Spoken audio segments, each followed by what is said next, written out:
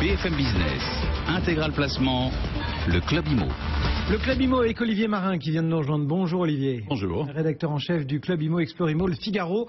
Et on commence ce petit tour du marché immobilier par le neuf ce matin. Oui, le neuf qui est en mode, on va dire, rebond. Hier, la Fédération des promoteurs immobiliers livrait en fait le bilan de l'année 2014 et les perspectives 2015. Alors, côté bilan, bon, l'année elle restera mauvaise. Les mises en chantier sous la barre des 300 000 logements sur un objectif initial de 500 000. Les permis de construire en recul. Les mises en vente qui chutent de 9% à 85 000 unités. Les ventes qui se stabilisent un peu sur un an à 76 000, mais c'est 30% de moins par rapport à l'année 2010. Tous les indicateurs donc dans le rouge, mais voilà. Le quatrième trimestre 2014 a été très encourageant pour la promotion immobilière. Il a eu comme un parfum de reprise. Oh là là. Eh oui. Depuis les annonces de Manuel Valls pour relancer le logement, alors il y a eu le nouveau dispositif d'investissement locatif Pinel, le prêt à taux zéro renforcé.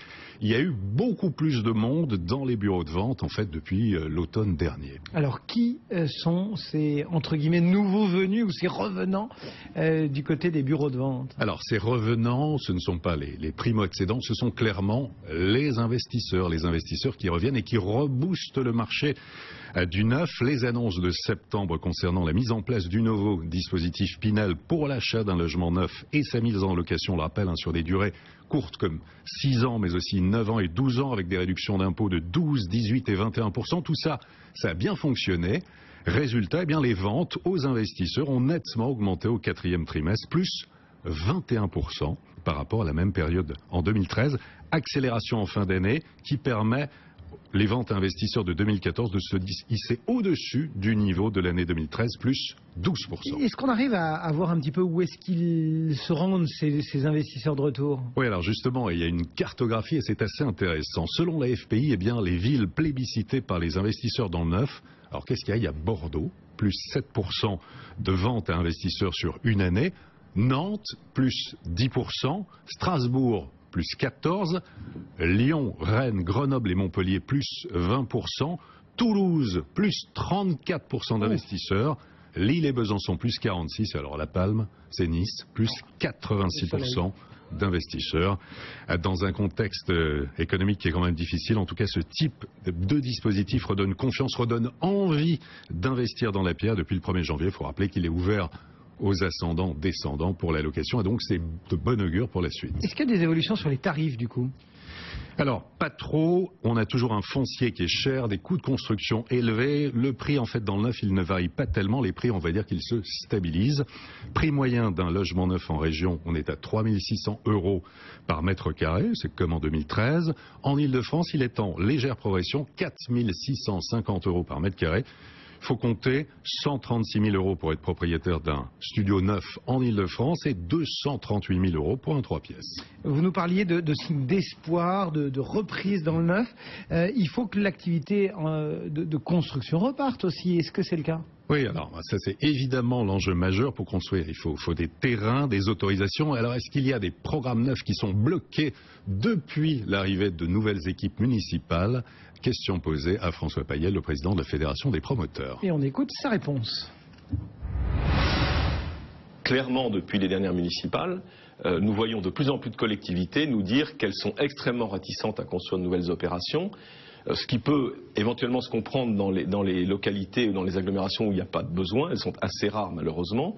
Ce qui est beaucoup plus difficile à comprendre, là où il y a de vrais besoins, qui seront donc moins bien satisfaits, et j'allais dire moins de construction là où il y a des besoins, c'est d'une part augmenter la pénurie à moyen terme, et donc continuer à créer des tensions sur les prix, et puis c'est d'autre part ne pas contribuer à la relance d'un secteur d'activité dont on sait qu'il est extrêmement favorable à l'emploi au plus près des territoires.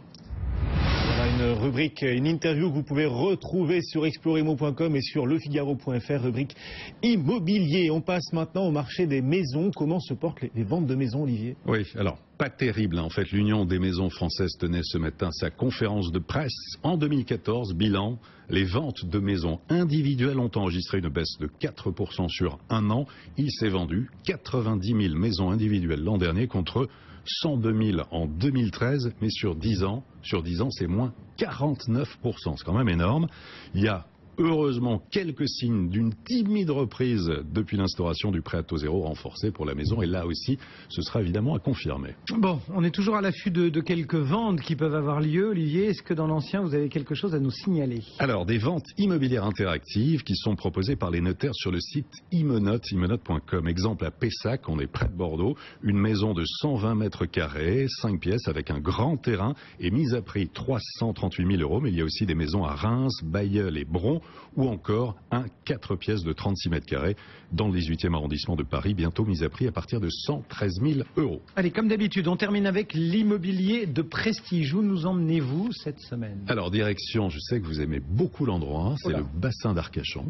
Vous confirmez? Oui, c'est sympathique. Très bien. Du côté de la station balnéaire, on est du côté du Pilat-sur-Mer, connu pour sa dune la plus haute d'Europe, autour de 110 mètres, une villa entièrement rénovée sur un terrain de 1740 mètres carrés, dotée de 6 chambres, une belle piscine, un accès direct à la plage, bien vendu récemment par Barnes, 2 650 000 €, et l'acquéreur est Un Français? Ouais, je dirais un trader. un trader. Un trader pour compte propre. Non. C'est un Anglais. Il se reconnaîtra. C'est un Anglais. C'est un Anglais. Un Anglais. Bon, Arcachon, il y a des Français et des Anglais Il y a pas mal d'Anglais Il y a aussi. des traders et des Anglais.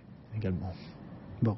Olivier Marin pour le Club Imo Explorimo, le Figaro, régulièrement à nos côtés pour vous brosser ce portrait du monde immobilier. Les traders, justement, ils seront avec nous dans un instant. Le match des traders, Jean-Louis Cussac, qui a une résidence à Arcachon. Voilà, c'est pour ça qu'on faisait la blague. Jean-Louis Cussac, on aura tout dit. Et Alexandre Baradès pour voir si on va pouvoir tenir aujourd'hui le niveau des 4700 points. On est au-dessus, là, le CAC 40 à 4706 points, en hausse de 0,5%. Les marchés qui saluent l'accord entre l'Ukraine et la Russie. Ça y est, il y a un accord confirmé par Vladimir Poutine et François Hollande. Tout le détail dans le journal, dans un instant. À tout de suite.